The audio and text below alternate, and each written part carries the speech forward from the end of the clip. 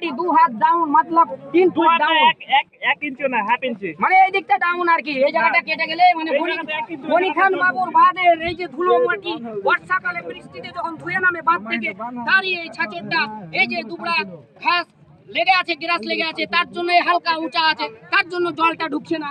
এইদিকে 3 fit down. আমরা আরো স্থানীয় লোকের ভাষণ নিয়ে নেবো। কি বলতে চাইছে? এখানে কি থামছে? জল ঢুকবে নাকি? জল ঢুকে যাবে রাতের মধ্যে। ঢুকছে জল, রাতের মধ্যে না ঢুকবে, এখন ঢুকে গেছে জল। এইরকম করতে করতে কইতে গেল,